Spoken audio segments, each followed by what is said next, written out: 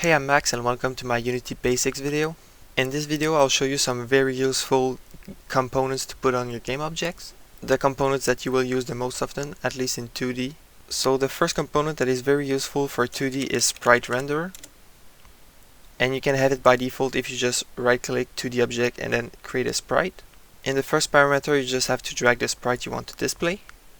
Then you have access to the color. You can flip it, but as you can see we cannot see it yet. That's because it has the same ordering layer as the background.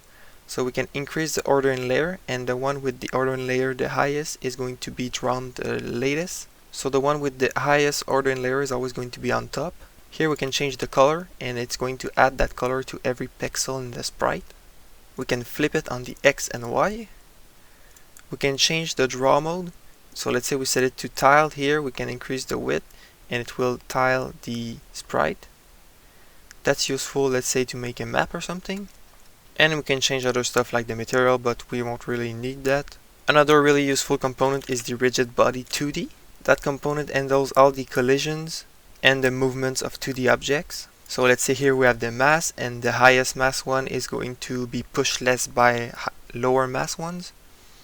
We can increase the drag, linear drag, angular drag, even change the gravity. We can also put constraints like freeze position or rotation.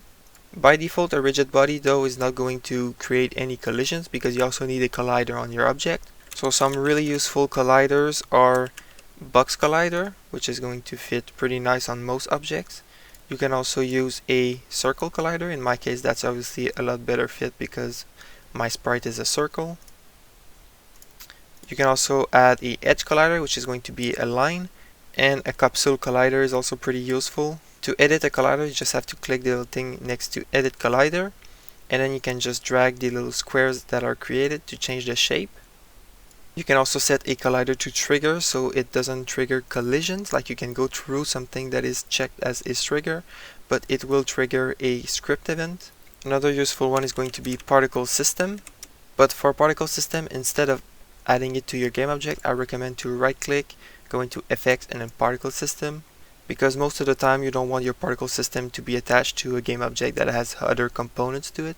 And here you have a bunch of settings to change, let's say the shape of your particle system, the speed. Also, if you're using the new input system, another useful component is the player input, where you can set your actions and set your events. So just with these few components you should be able to make a game. This game right here is running only on player input and rigid body and scripts, and as you can see there are enemies that spawn and you can click on them to destroy them, so you really don't need a ton of different components to make a game.